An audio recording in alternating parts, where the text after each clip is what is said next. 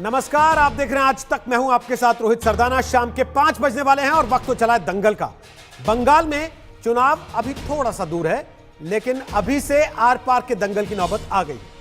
2 दिन के केंद्रीय गृह मंत्री अमित शाह के बंगाल दौरे के बाद आज पश्चिम बंगाल की मुख्यमंत्री ममता बनर्जी सामने आई और उन्होंने अमित शाह पर बंगाल में झूठ बोलने का सीधा आरोप लगा दिया। ममता ने कहा है कि वो कल आकर अमित शाह की एक एक बात का तथ्यों के साथ जवाब देंगे। उधर ममता बनर्जी ने 28 दिसंबर को बोलपुर में रैली का भी ऐलान किया। गौरतलब है कि अमित शाह ने बोलपुर में ही रोड शो किया। अमित शाह ने अपने बंगाल दौरे में एक बार फिर खुले तौर पर कहा है कि बीजेपी बंगाल में 200 से ज्यादा सीटें जीतने जा रही है। तो आज अमित शाह का नाम लिए बगैर टीएमसी के रणनीतिकार प्रशांत किशोर ने चैलेंज दे दिया कि अगर बीजेपी डबल डिजिट में आ गई तो मैं ट्विटर छोड़ दूंगा। और बीजेपी के महासचिव कैलाश विजयवर्गीय ने उन पर तंज कसा कि चुनाव के बाद देश को एक रणनीतिकार कम हो जाएगा। इसलिए दंगल में आज बहस इसी पर है, क्या बंगाल में बीजेपी ममता को चुनौती दे पाएगी? जो पीके बोल रहे हैं, क्या उसमें दम है? पहले रिपोर्ट देखिए, फिर बताएंगे मेहमान कौन कौन हमारे साथ आज है। दीदी, कान खोल कर सुन लो।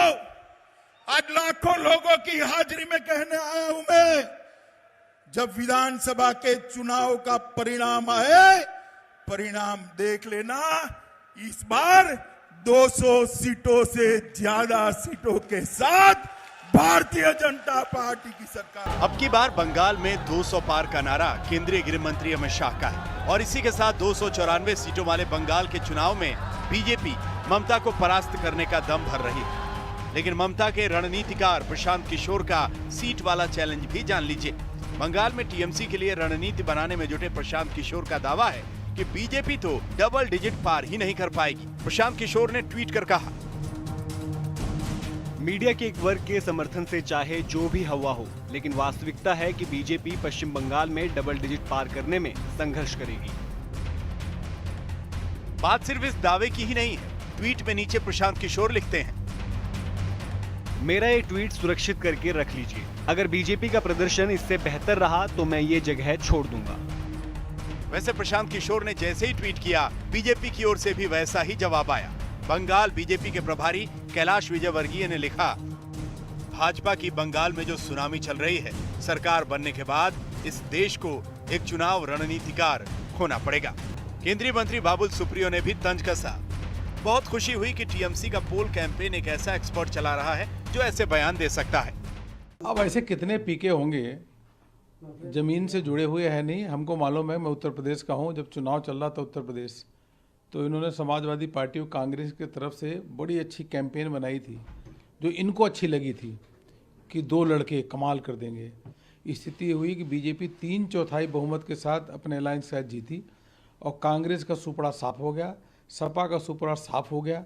तो ऐसे लोग क्या स्ट्रेटेजी बनाएंगे? इनकी बातों में दम ही क्या है? जो जमीन से जुड़ा न व्यक्ति हो और ट्रैक रिकॉर्ड इतना खराब रहा उत्तर प्रदेश में। वैसे बंगाल में सीटों को लेकर यह दावा अपनी जगह है, लेकिन असली लड़ाई एक दूसरे के घर में सेंध लगाने की है। अमित शाह के बंगाल दौरे में टीएमसी छोड़ने वाले शुभेंदु अधिकारी समेत टीएमसी के कई नेता बीजेपी में आ गए, तो अब बीजेपी सांसद सौमित्र खान के साथ राजनीतिक वजह से फैमिली ड्रामा हो गया है। सौमित्र खान की पत्नी सुजाता मंडल टीएमसी में आ गई, तो सौमित्र खान ने पत्नी को तलाक की चेतावनी दी। जो लोग हम लोगों को जैसे खून पसीना सींच के आज 2 से 18 बनाया, बीजेपी का जब कुछ नहीं था, आज बीजेपी सोच रहा है कि सत्ता में आएगा पश्चिम बंगाल में। सत्ता में वो सपना ही रह जाएगा, क्योंकि जो पार्टी खून पसीना देने वाला को जगह नहीं देता है, दूसरा पार्टी से लोग ऐसे, मतलब जो लोग ग्रीडी है, उन लोगों को उन बुला के फुसला के ले आके जगह देता है। उन पार्टी में हम खून पसीना देने वाला लोग कैसे रह सकते? देखिए, एक बात बोलो, परिवार तंत्र बीजेपी में चलता नहीं है। तो आज बाहर में काम करते करते मेरा महालक्ष्मी को तृणमूल कांग्रेस में चोरी कर लिया। ये तृणमूल कांग्रेस में मेरे को मालूम ही नहीं था जिसको क्या क्या बोला, क्या देंगे, क्या पोस्ट देंगे। घर में ये दिक्कतें हैं तो दल को क्या जवाब देंगे? मैं तो पूरा आज डिवोर्स दे रहा हूं, तो मेरा आज घर परिवार कुछ नहीं है। मैं सिर्फ आज से बीजेपी का एक वर्कर हूं। बंगाल में अगले साल होने वाले चुनाव में बीजेपी ममता के खिलाफ आक्रामक रणनीति के साथ अभी से चुनाव मैदान में उतर गई। वैसे बंगाल में अमित शाह के बोलपुर दौरे के बाद ममता ने भी ऐलान किया है कि वो 29 दिसंबर को बोलपुर में रैली करेंगी। আমি অমিত जी के बोलबो, अमित जी आप तो होम मिनिस्टर है, आपको ये शोभा नहीं देती कि आप कोई गंदा बात, झूठा बात जो आपका पार्टी वर्कर तैयार कर दे वो आप क्रॉस चेक नहीं करके बोले, जिसको अंदाजा आपका नहीं है। आप पहले बोलने का पहले प्लीज क्रॉस चेक कीजिए मेहनत करके। आपने जो जो बात कल कहा है हर बात के लिए मेरे पास एविडेंस है, मैं कल इसको रिप्लाई करेंगी। कोलकाता से मनोज्ञा लोईवाल के साथ आज तक ब्यूरो। तो आपको बता दें कि दंगल में आज हमारे साथ कौन कौन से मेहमान हैं। विजय उपाध्याय हमारे साथ होंगे, वो प्रवक्ता हैं तृणमूल कांग्रेस यानी कि ममता बनर्जी की पार्टी के।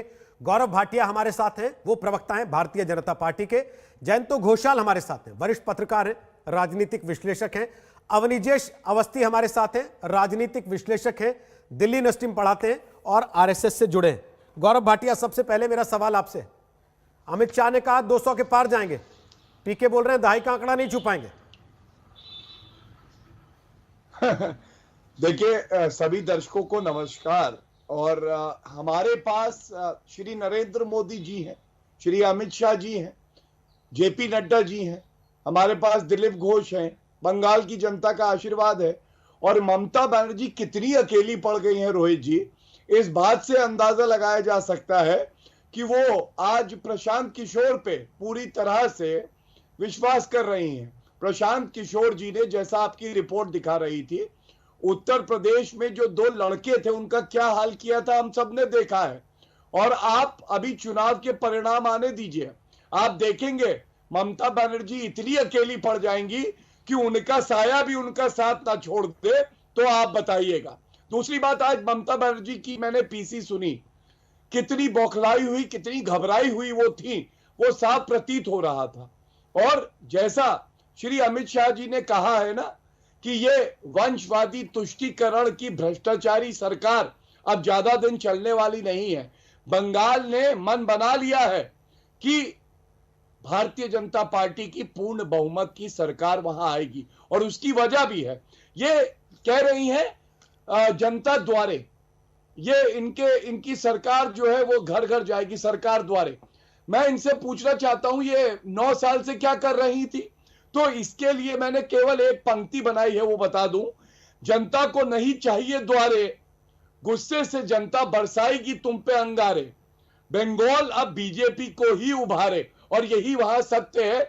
जिस तरह से लगन से, निष्ठा से कैलाश विजयवर्गीय जी, दिलीप घोष जी जनता के साथ जुड़ के प्रचार कर रहे हैं, ये बात बिल्कुल स्पष्ट हो गई है कि अब ममता बनर्जी के दिन गिने हुए हैं और जल्द ही जनता उनको वहां से रवाना करेगी।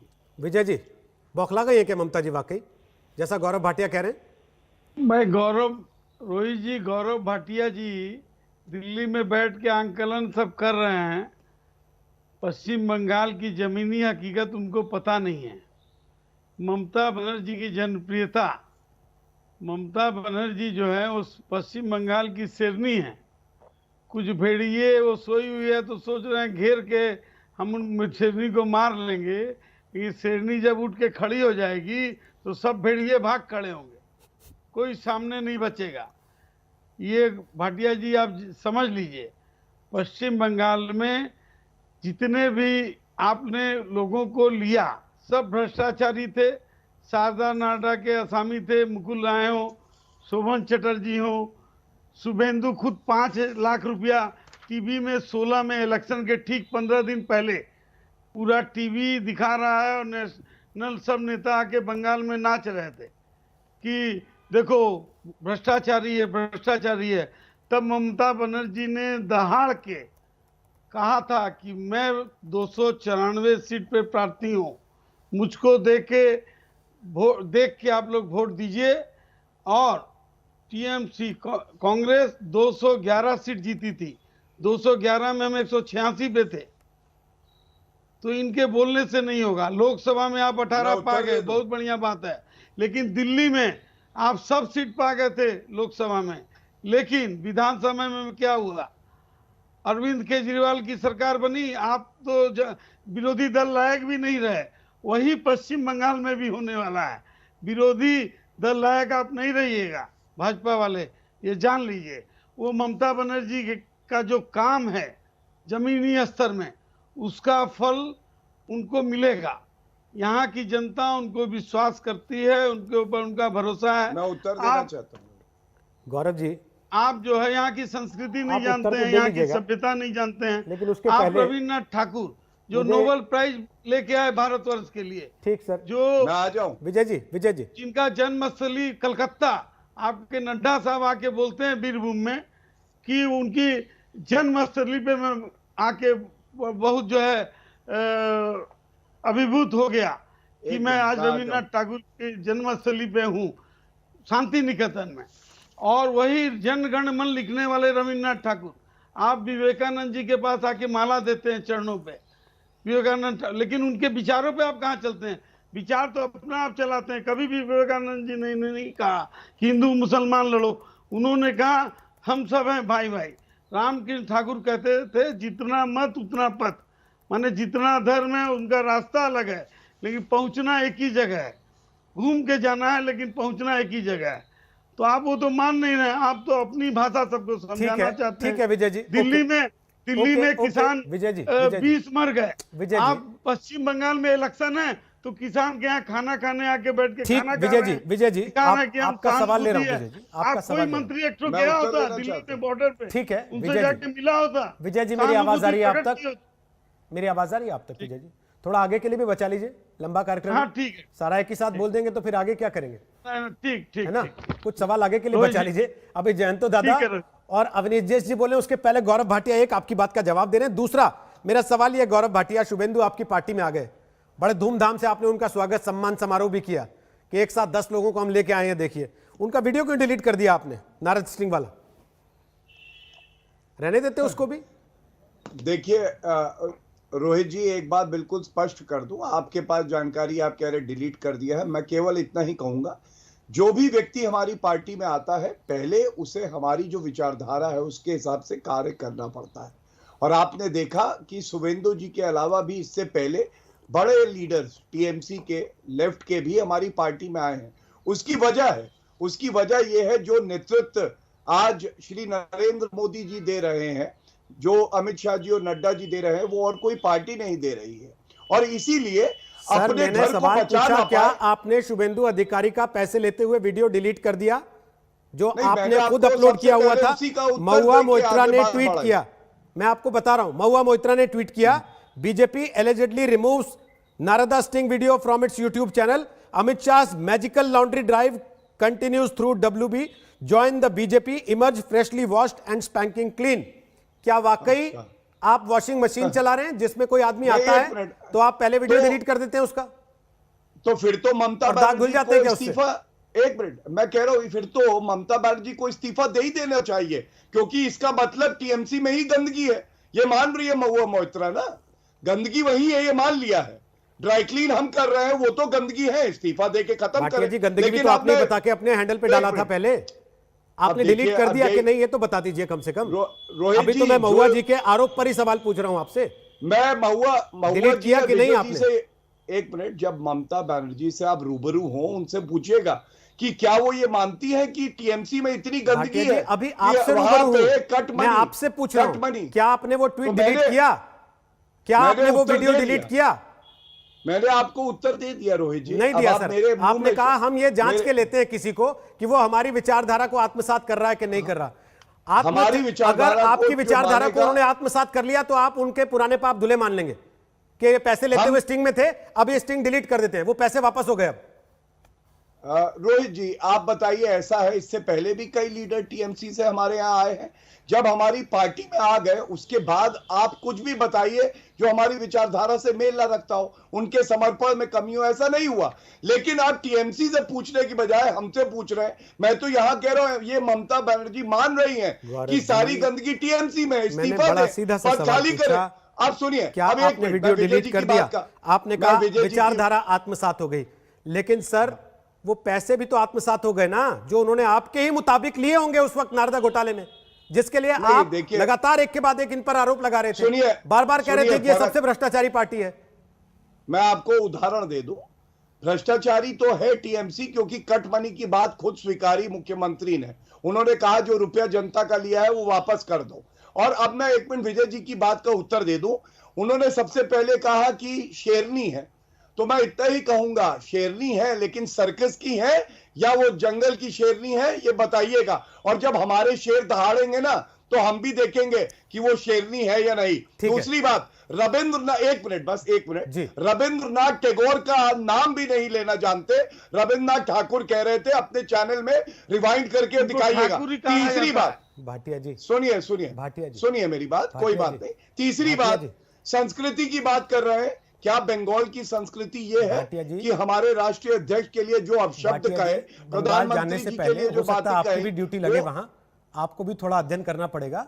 रविंद्रनाथ ठाकुर, रविंद्रनाथ टैगोर एक ही व्यक्ति को कहा जाता है सर, ये एक ही व्यक्ति को कहा जाता है बंगाल में। नहीं, उनका भाई सुनिए आप, सर मेरा केवल निवेदन है, आप चाहें आपकी भी हो सकता है बंगाल में कल को ड्यूटी लगेगी। स्वीकार लेता हूं, मैं आपकी बात स्वीकार लेता हूं, ठीक है। लेकिन आप ये बताइए, संस्कृति की बात पे प्रधानमंत्री जी को जो कहती है मैं थप्पड़ मारूंगी, हमारे राष्ट्रीय अध्यक्ष के लिए अपशब्द बोलते हैं, क्या ये बंगाली संस्कृति है? ठीक है, आप इनसे पूछिएगा। चलिए ये सवाल पूछ लेंगे, लेकिन उसके पहले एक बड़ी खबर ये आ रही है कि ममता बनर्जी ने विपक्ष की राज्य सरकारों को अस्थिर करने का आरोप लगाते हुए शरद पवार से बात की है और केंद्र के खिलाफ एकजुट होने पर ममता बनर्जी ने शरद पवार से यह बात की और साथ ही दूसरी पार्टियों से शरद पवार बात भी करेंगे।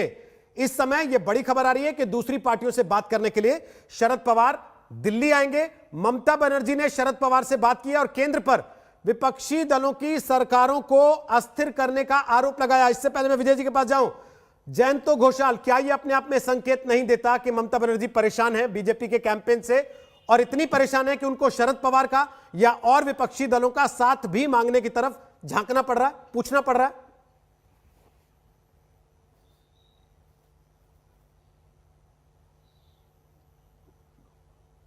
चुनाव के समय जैसे तू मैं होता है तृणमूल कांग्रेस और भाजपा के साथ, वही हो रहा है। आप मुझे इजाजत दीजिएगा, मैं थोड़ा निरपेक्ष होकर दोनों तरफ से ये बताना चाहूंगा कि अमित शाह जी बहुत सक्सेसफुल स्ट्रैटेजिस्ट है। अमित शाह लाजवाब है कि पश्चिम बंगाल में जहां भाजपा कुछ नहीं था, वाजपेयी आडवाणी जी के समय से कोशिश चल रहा था, इस समय 18 लोकसभा एमपी हुआ है। ये बीजेपी का बहुत बड़ा सफलता मैं मानता हूं। और असेंबली में ओनली 3 एमएलए, 3 विधायक है। और पश्चिम बंगाल में लोकसभा चुनाव में मैंने खुद आंखों से देखा कि पश्चिम बंगाल में बंगाली जय श्री राम नारा लगाया था, लेकिन जब विद्यासागर का स्टैचू तोड़ा और 9 सीट कलकत्ता का, एक भी सीट बीजेपी को नहीं मिला, तो इस बार अमित शाह जी का 2 दिन का सफर का मैंने जो छानबीन कर रहे थे, देखा कि बंगाली अस्मिता को भी ज्यादा एड्रेस किया रेदर देन ओल्ड राम मंदिर पॉलिटिक्स। लेकिन मैं ये कहूंगा, ये जो 10 विधायक, ये जो एक साइकोलॉजिकल वॉरफेयर में बीजेपी जितना सफलता है और जितना अच्छा स्पोक्समैन, अभी भी जो आपके जो स्पोक्समैन बोल रहे थे बहुत सफल स्पोक्समैन है, लेकिन ग्राउंड रियलिटी में कभी कभी ये जो एक आंधी दिखाई देता है। देखिए 10 विधायक आया, लेकिन ईस्ट मिदनापुर में 16, वेस्ट मिदनापुर में 18 विधायक से कितना विधायक शुभेंदु अधिकारी के साथ आया? 1 विधायक, 1 महिला विधायक। तो इसका मतलब है ग्राउंड रियलिटी में जाके अगर आप स्टडी करेंगे तो पश्चिम बंगाल में अमित शाह जी वही कर रहे हैं जो करना चाहिए था, क्योंकि स्टेट लीडरशिप का कमी है। और एक संस्कृत में कहावत है कि जस्मिन देश में जदाचार, तो पश्चिम बंगाल में तृणमूल, वो आप वॉशिंग मशीन कहे जो भी कहे, इस समय शुभेंदु अधिकारी, मुकुल रॉय का जरूरत बीजेपी में है, क्योंकि अपना आइडियोलॉजी है लेकिन आपके लीडरशिप का कमी है। मोदी जी अमित शाह चीफ मिनिस्टर नहीं बन सकते हैं, तो इसीलिए आपको उधार करना पड़ रहा है, अपमानित तृणमूल को ढूंढना पड़ रहा है। लेकिन आप अंडर एस्टिमेट ममता बनर्जी को इस समय करना नहीं चाहिए। अभी भी चुनाव का नतीजा नहीं आ गया है, अभी भी 4-5 महीना बाकी है। और इस समय ममता बनर्जी, देखिए जैसे कल अमित शाह जी का रोड शो हुआ और इमीडिएटली ममता बनर्जी अनाउंस कर दिए हैं उसी जगह बोलपुर में वो खुद रोड शो करने जा रहे हैं।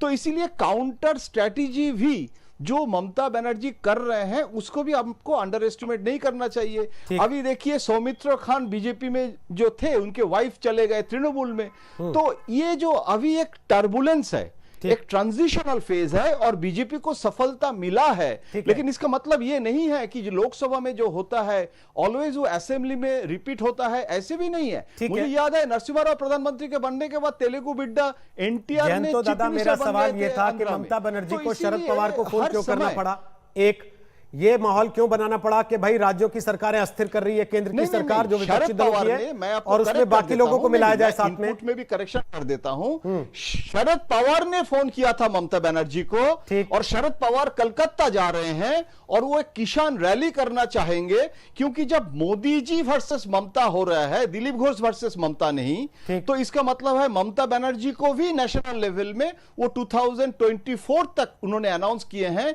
कि ये एंटी सेंटर भी कैंपेन, क्योंकि देखिए ये स्टेट असेंबली है, लेकिन लड़ाई हो रहा है मोदी जी वर्सेस ममता जी, अमित शाह जी वर्सेस ममता जी, ये दिलीप घोष वर्सेस ममता तो नहीं हो रहा है ना। ठीक है, तो इसीलिए एक ऑपोजिशन कंसोलिडेशन इज नीडेड, और टैक्टिकली ममता क्यों कर रहे हैं, क्योंकि राहुल गांधी और सीपीएम दोनों मिलके आज शुभेंदु अधिकारी के साथ अधीर चौधरी और आपका अब्दुल मन्नन और सीपीएम का सुजन जो लीडर है वो मीटिंग कर रहे हैं। तो इसका मतलब बीजेपी जब लेफ्ट कांग्रेस के साथ मीटिंग कर रहे हैं उस समय वो यूपीए के साथ ऑपोजिशन स्ट्रैटेजी बना रहे हैं, तो इससे काउंटर स्ट्रैटेजी, क्योंकि अगर शरद पवार और स्टालिन चले गए कलकत्ता में तो वो भी एक मैसेज कन्वे करना चाहते हैं। तो ये मुझे लग रहा है कि असेंबली इलेक्शन है, लेकिन it has become a national event. Okay, तो इसीलिए मैं सर, ये बात यह है ना कि यहाँ तो कि ममता जीतेंगे, दादा यहाँ तो हैदराबाद का लोकल बॉडी चुनाव भी एक नेशनल इवेंट हो गया था, खत्म नहीं हुआ दादा। यहाँ तो लोकल चुनाव था हैदराबाद का,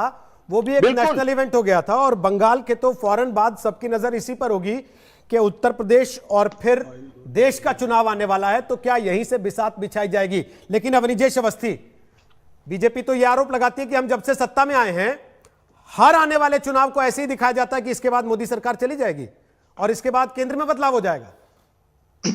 रोहित जी, पहली बात तो मैं जरा पीके को जवाब दे दूं, उर्फ Prashant Kishor, BJP double digit के लिए लड़ भी नहीं रही है, वो तो ट्रिपल डिजिट की बात कर रही है। इसलिए हो सकता है कि पीके ये कह करके बाद में कि मैंने डबल डिजिट की बात की थी, ट्रिपल डिजिट की बात नहीं की थी, मैं ट्विटर पे फिर भी रह सकता हूं। तो पहली बात तो ये पीके का ट्रैक रिकॉर्ड जो है वो सबको मालूम है, चाहे पंजाब हो, चाहे उत्तर प्रदेश हो, या बाकी की जगह हो जहां भी पीके की सुविधाएं ली गई हैं। इसलिए पीके तो एक इररिलेवेंट आदमी है। महत्वपूर्ण बात यह है कि बार बार ये कहा जाता है कि लोकसभा में 18 जीतने का कहीं कोई मतलब नहीं है कि वहां विधानसभा में भी वही हो, और उसका एकमात्र उदाहरण दिया जाता है दिल्ली का, कि दिल्ली में 7 सीटें बीजेपी जीती और विधानसभा में केजरीवाल जीते। ये हमेशा ये राजनीति जो है ना, ये 2+2 या मैथमेटिक्स नहीं होती है। अभी भी मैं ये कह रहा हूं कि अगर कोई ये कहे कि 128 विधानसभा सीटों पे आगे थी लोकसभा चुनाव में, तो 128 तो आ गई, ऐसा नहीं होता है।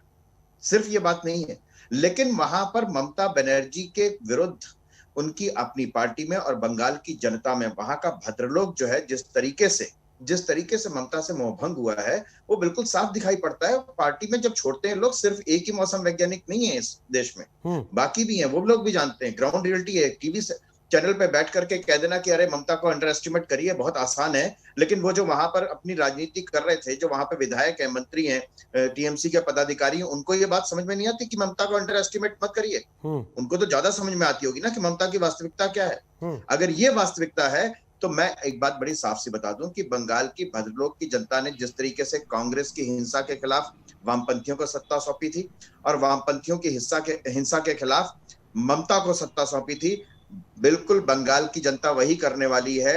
ममता की हिंसक राजनीति के विरुद्ध वो इस बार बदलाव, परिवर्तन बिल्कुल पूरी तरह से दीवार पर लिखा हुआ है, it is written on the wall कि अभी वहां पर बदलाव आने वाला है। चलिए, इसको स्वीकारे न स्वीकारे ये उसकी मर्जी है। हम एक ब्रेक पर जा रहे हैं, लेकिन ब्रेक के बाद राजनीति का एक और पहलू आपको दिखाएंगे, कैसे परिवारों में टूट हो रही है। पार्टियों में तो टूट होती रहती है, विधायक, नेता, सांसद इधर उधर आते जाते रहते हैं, लेकिन अगर एक परिवार में टूट हो जाए, पति पत्नी के बीच तलाक का नोटिस आ जाए, इसलिए कि राजनीतिक तौर पर उनके रास्ते अलग अलग हुए हैं। पीके की चुनौती एक तरफ और घर का झगड़ा दूसरी तरफ। टीएमसी के लिए एक सुकून की खबर है, बीजेपी के सांसद और बंगाल बीजेपी युवा मोर्चा के अध्यक्ष सौमित्र खान की पत्नी सुजाता ने बीजेपी का साथ छोड़ दिया और आज वो टीएमसी में शामिल हो गए और उसके बाद उन्होंने बीजेपी पर ताबड़तोड़ कई आरोप लगाए। जरा सुनिए उनकी बात। अब तृणमूल कांग्रेस में शामिल हो रही हैं सुजाता, क्या कारण है जो आपने बीजेपी छोड़ दी? एक्चुअली बीजेपी छोड़ने का एक ही वजह है, बीजेपी पार्टी में जो असली कैपेबिलिटी जिन नेता लोगों को होता है, मतलब जो लोग हम लोगों को जैसे खून पसीना सींच के आज 2 से 18 बनाया, बीजेपी का जब कुछ नहीं था, आज बीजेपी सोच रहा है कि सत्ता में आएगा पश्चिम बंगाल में, सत्ता में वो सपना सपना ही रह जाएगा, क्योंकि जो पार्टी खून पसीना देने वालों को जगह नहीं देता है, दूसरा पार्टी से लोग ऐसे मतलब जो लोग ग्रीडी है उन लोगों को उन बुला के फुसला के ले आके जगह देता है, जो नेत्री मतलब जो लेडीज लोगों को कुछ है ही नहीं अंदर पॉलिटिक्स करने का, उन लोगों का जगह में ऊपर में देता है, उन पार्टी में हम खून पसीना देने वाला लोग कैसे रह सकते हैं? पति के खिलाफ कैंपेन करेंगी? मैं आज से पति के खिलाफ कैंपेन करेंगी, अपने सौमित्र खान के खिलाफ कैंपेन करेंगी? पार्टी मुझे जो दायित्व देगा, आज से मैं मेरा जो फेवरेट लीडर है वेस्ट बंगाल का नहीं, वो इंडिया का सबसे ज्यादा लेडीज लीडर में नाम जिसका 1 नंबर में आता है वो है मेरी नेत्री ममता बंदोपाध्याय और मेरी दादा अभिषेक बंदोपाध्याय। उन लोग आज से जो दायित्व देगा तृणमूल कांग्रेस परिवार में मुझे शामिल करने के बाद, मैं खुशी से अपना खून देके पसीना देके मैं वही दायित्व आज से पालन करूंगा। तो सुना आपने सुजाता जी को। गौरव भाटिया, अब तो परिवारों में भी दरारें आने लगी, चुनाव तो दूर है अभी। नहीं रोहित जी, अब तो सवाल बनता है ना कि आप अभी कह रहे थे डिटर्जेंट से वॉशिंग मशीन से साफ सुथरा कर देते हैं, तो ये कौन सी ड्राई क्लीनिंग सर्विस खोल रखी है ममता बनर्जी ने? मतलब लीडर तो छोड़िए, घर वालों पे भी अब जो है शिकंजा कसेंगी। इसीलिए कहते हैं कि दोहरा मापदंड, दोहरा चरित्र, ये पर्याय है आज ममता बनर्जी का। और जिस तरह का भव्य रोड शो अमित शाह जी का हुआ है, इसीलिए कहीं ना कहीं वो बौखलाई हुई हैं। और मैं एक बात बिल्कुल स्पष्ट कर दूं, कोई ताकत नहीं है जो भारतीय जनता पार्टी को रोक सके सरकार बनाने में पश्चिम बंगाल में। और ये इसलिए है कि 130 जो हमारे कर्तव्य परायण कार्यकर्ता थे, उन्होंने जान की आहुति दी है अपनी। गुंडा राज जो पश्चिम बंगाल में चल रहा है, जहां टीएमसी के गुंडों ने मारा है, और यही तब भी हुआ जब हमारे राष्ट्रीय अध्यक्ष के काफिले पे हमला किया गया था। तो अब वो दिन दूर नहीं कि सरकार बदलेगी, कमल खिलेगा और उसको कोई रोक नहीं सकता। विजय जी मुस्कुरा रहे हैं बड़ी देर से। वो लॉन्ड्री खुल गई ना, तो उनको लग रहा है हम भी अपने कपड़े धुलवा लेंगे। सुन लीजिए उनकी बात, बोले विजय जी। गौरव जी मित्र हैं, बोल सकते हैं, लेकिन गौरव जी, हमने सौमित्र खान की पत्नी को नहीं बुलाया, वो खुद आई चल के कि मैं ज्वाइन करना चाहती हूँ, और पूरा इलेक्शन का कमांड सौमित्र खान का लोकसभा में उनकी पत्नी ने संभाला था। बधाई आपको, बधाई हो ना।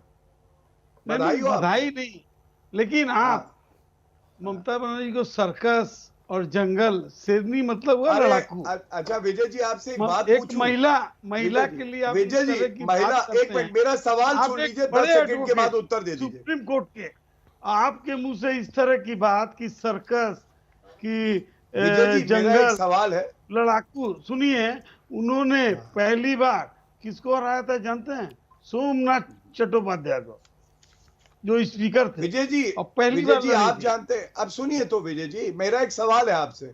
ममता बनर्जी जब कहती है कि देश के प्रधानमंत्री को थप्पड़ मारूंगी, वो कंकड़ वाला रसगुल्ला भेजूंगी, या नड्डा जी के लिए अपशब्द कहती हैं, वो कितना मर्यादित है ये बताइए पूरे देश को। आज बताइए सही है या गलत, केवल इतना बताइए। देखिए ऐसा है, बात पे बात निकलती है। गौरव जी ने बात कही तो कोई बात अगर कहेगा तो बात जरूर निकलेगी और दूर तक जाएगी, इसमें दो मत नहीं है, ठीक है ना? वो लड़ाकू नेत्री, समझ रहा हूं, और उसका जीवन, एक मिनट सुन लीजिए रोहित जी, हमको समय दीजिए। ममता बनर्जी 50 स्क्वायर, जयंतदा भी जानते हैं, आप लोग भी जानते हैं, 50 स्क्वायर फीट की झोपड़ी में रहती हैं शुरू से अभी भी। और वो अभिषेक बचपन में दूध बेच, कौन से महल में रहते हैं अभिषेक बनर्जी? रास्ता पे दूध बेच के पढ़ी, अपने भाइयों को पढ़ाया, बहनों को पढ़ाया, पाला पोसा राजनीति में होती, छात्र राजनीति की, फिर युवा राजनीति की। सीपीएम ने उनको मारा, जान से 3 बार मारने की चेष्टा की। जान की रक्षा ऊपर वाले ने की, माँ काली का आशीर्वाद रहा कि वो बची, आज वो हैं। हम आपको बता देते हैं। विजय जी से मेरा एक सवाल और है, मैं विजय जी से पूछ लूं। हाँ विजय जी, ये बताइए, किसानों के लिए केंद्र की सरकार ने 95,000 करोड़ रुपया दिया हर साल, और जो लिस्ट 23 लाख किसानों की थी, पश्चिम बंगाल सरकार के पास थी, वो आपने केंद्र सरकार को नहीं भेजी। दूसरा, आयुष्मान योजना क्यों नहीं लागू करी? किसानों का, गरीबों का, मजदूरों का भला हो जाता। तीसरी बात आप ये बताइए, जो राशन भेजा कोविड के समय में, 8 महीने का राशन भी आप लोग खा गए। मतलब अब आप कहते हैं वो झोपड़ी में रहती, कितनी बड़ी झोपड़ी है उनकी कि इतने लोगों का राशन जो है वो अकेले खा गए। अभी तक सरकारी कोई एक तो टेबल भी नहीं घुसा, एक तो पर्दा भी नहीं टंगा, और उसी में रहती है ममता। लागू क्यों नहीं करी बताइए? मैंने 3 सवाल आपसे पूछे। वेरी गुड रोहित जी, मैं बताता हूँ किसानों की बात। किसान को ये 6,000 रुपया साल का दे रहे हैं, और ममता बनर्जी 5,000 रुपया एकड़ प्रति देती है, और मोदी जी केंद्रीय सरकार जो है 1200 से दे रही है, ये भी बताइए सबको। 1214 रुपया एकड़ दे रहे हैं, 1214 रुपया एकड़ दे रहे हैं मोदी केंद्रीय सरकार, और ममता बनर्जी 5,000 रुपया एकड़ प्रत्येक किसान को देती है, उसके बाद जितनी एकड़ जमीन है। और रही राशन की बात, तो राशन ममता बनर्जी 10 करोड़ लोगों को 2021 जून तक देने का उन्होंने ऐलान किया। अभी भी प्रत्येक महीना, ये सब चुनाव के समय ही याद आया ममता बनर्जी को? नहीं जा रहा, आप तो पूछे द्वारे सरकार 9 साल क्यों नहीं चली? द्वारे सबके द्वार पे सरकार क्यों नहीं गई 9.5 साल? सुन लीजिए ना, हमारी बात सुनिए। ऑलरेडी 1.5 करोड़ पूछ रहा हूँ, यही प्रश्न बंगाल की जनता पूछ रही है। हाँ बिल्कुल, कोई नहीं पूछ रही है। अभिषेक बनर्जी की कुटिया कितनी बड़ी है, सब पूछ रहे हैं। ऐसा है कि ममता बनर्जी की बात हो रही है, हमारे यहाँ एकमात्र नेत्री है ममता बनर्जी, और वो यूथ लीडर है। आप लोग सब ऐसे ही हैं। अब आप ये बताइए, एक सेकंड रुकिए ना दोनों, इसी बात में मैं अब तो बहुत देर आप लोगों ने दोस्ती निभा ली, एक दूसरे से बातें कर ली बड़ी देर तक। जय शाह का एक बार जयंतो जी से पूछ लूं मैं एक सवाल, और अवनीश जी से। जयंतो जी, अचानक से एनआरसी और सीए वापिस आ गया, दिल्ली में तो कोई बहुत अच्छा अनुभव नहीं रहा बीजेपी का एनआरसी सीए को लेके। क्या आपको लगता है बंगाल में फिर से एनआरसी सीए का कार्ड चला जाएगा और वो काम करेगा? बोलिए, फिर अवनीश जी इस पर बोलेंगे। बोलिए जयंतो जी। क्या एनआरसी और सीए, नहीं सवाल क्या, एक बार बताइएगा। एनआरसी और सीए का जिक्र फिर से आने लगा है बंगाल का चुनाव आते ही। दिल्ली में जो चीज नहीं चली, क्या बंगाल में चलेगी? नहीं, देखिए ये अभी लागू होगा या नहीं होगा, इसको लेके भी तो कंफ्यूजन है, क्योंकि अभी अनाउंसमेंट अभी तक हुआ है, लेकिन अभी तक इम्प्लीमेंटेशन नहीं हुआ है। आप जो बात कर रहे हैं वो सिटीजनशिप एक्ट के बारे में ना? जी, सुनाई नहीं दे रहा है। जी जी जी जयंतो दादा, उसी बारे में पूछ रहा हूं।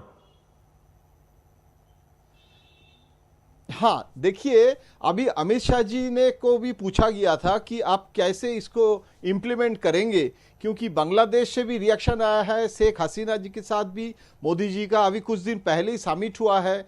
तो अमित शाह जी ने कहा कि पहले तो कोरोना का वैक्सीन के बारे में हम लोग सोचे, उसके बाद हम ये सिटीजनशिप का जो इशू है वो उसमें चर्चा करेंगे। तो अभी ये चुनाव के समय पश्चिम बंगाल में ममता ने इतना जोर से इसको इशू बनाया कि ये एक ध्रुवीकरण हो रहा है। तो इसमें बीजेपी इसको पश्चिम बंगाल में कितना इशू करेंगे, कितना है नहीं करेंगे, इसमें एक रीथिंकिंग बीजेपी के पार्टी के अंदर है, क्योंकि स्टेट लीडरशिप भी सोचते हैं कि इसको इतना आगे एग्रेसिव ना करे तो उसमें ध्रुवीकरण से ममता का भी फायदा हो सकता है। तो इसीलिए अभी इसमें कोई पॉलिटिकल स्ट्रैटेजी क्या होगा, क्योंकि देखिए सिटीजनशिप एक्ट जो है उसमें तो अमित शाह जी का लाइन बहुत क्लियर है, बीजेपी का भी लाइन बहुत क्लियर है और गौरव भटिया जी जैसे सफल और बहुत फोर्सफुल स्पोक्स पर्सन इतने साल मतलब कितने दिनों से बोल रहे हैं। लेकिन Paschim Bengal is a unique case जहां आपके जो मुस्लिम पॉपुलेशन है वो लगभग 30% है और वो ध्रुवीकरण की राजनीति जो है वो पश्चिम बंगाल में लोकसभा चुनाव में सफलता मिला था। लेकिन उस समय का मूड और इस समय का मूड, ये बाहरी और बंगाली अस्मिता और दूसरी तरफ सिटीजनशिप एक्ट, तो ये अभी BJP is testing the water. मुझे लगता है कि जनवरी फरवरी में बीजेपी का स्ट्रैटेजी चुनाव के लिए इतना कामयाब होगा या नहीं, वो अभी वो बीजेपी करके फिर आगे बढ़ेंगे। वन स्टेप फॉरवर्ड भूमिका तो लगातार इसी के लिए बनाई जाती रही ना, ये कह के कि ममता बनर्जी केवल मुस्लिम तुष्टिकरण करती हैं और बीजेपी का आरोप लगातार यही रहा। नहीं, ऐसा है कि ये तो ममता ने सबसे पहले संसद में उठाया था। ये जवाब तो देना पड़ेगा ना ममता बनर्जी को, जाकर के स्पीकर के सामने जब कागज फेंके थे जाकर के कि मैं एक भी बांग्लादेशी घुसपैठियों को बंगाल में नहीं रहने दूंगी, ये कहा तो ममता बनर्जी ने कहा था ना। जवाब तो देना पड़ेगा ना उनको कि कैसे मुकरते हैं। क्या ये राजनीति है? क्या देश की राजनीति इसी तरीके से चलेगी कि जब आप एक तरफ हो तो एक मुद्दा उठाएंगे, दूसरी तरफ हो तो दूसरा मुद्दा उठाएंगे और कहेंगे कि जो दूध देने वाली गाय है उसकी टंगड़ी भी सहनी पड़ती है, लात भी सहनी पड़ती है। ये क्या भारत की राजनीति? क्या बंगाल की और बंगाल की जनता के बारे में बड़ी साफ सी बात है, मैं आपको कह रहा हूं कि बंगाल का भद्रलोक, वहां साइलेंट वोटर बहुत है। आज सामने ना आता हो सीपीएम का जो वर्कर है, सीपीएम का जो उनका कार्यकर्ता है, वो भी ममता से बहुत डरा हुआ और सीपीएम कहीं उनको हराने की स्थिति में नहीं है, कांग्रेस कहीं हराने की स्थिति में नहीं है। जिस तरीके से सीपीएम और कांग्रेस कार्यकर्ताओं पर भी हिंसा हो रही है, वो लोग भी नाराज है और उनको लगता है कि सिर्फ बीजेपी ममता को हटा सकती है। ये पोलराइजेशन, काउंटर पोलराइजेशन भी हो सकता है कि सीपीएम और कांग्रेस मिलकर के चुनाव लड़ ले, लेकिन वास्तव में जो ममता को हराने के लिए समर्थ और सक्षम उम्मीदवार होगा, बंगाल की जनता उसको वोट देगी। ये होने वाला है इस बार इस इलेक्शन में, इस चुनाव में। चलिए सर, जैसे जैसे चुनाव नजदीक आएगा तस्वीर और साफ होगी, क्या मुद्दे रहेंगे, किन किन विषयों पे बहस होती है, हर चीज पे बात होगी। लेकिन ये बताते हुए जा रहे हैं कि ब्रेक के बाद वापस लौटेंगे तो जो सवाल हमने आज आपसे पूछा था, आपने उसके क्या जवाब दिए वो बताएंगे। दंगल आखिरी पड़ाव पर होगा। बहुत बहुत धन्यवाद आप सब। सवाल पूछा था कि क्या ममता बनर्जी को बंगाल में बीजेपी चुनौती दे पाएगी। आपके जो जवाब हमें मिले उसमें 82% लोगों ने कहा हां दे पाएगी, जबकि 18% लोगों को ऐसा नहीं लगता। छोटा सा ब्रेक, आगे हल्ला बोल अंजना के साथ। आप देखते रहिए आज तक। नमस्कार, मैं हूं अंजना ओम कश्यप। हमें उम्मीद है ये वीडियो आपको पसंद आया होगा। लेटेस्ट खबरों के लिए यूं ही देखते रहिए आज तक और इस वीडियो के पसंद आने पर लाइक, शेयर एंड सब्सक्राइब करना ना भूलें।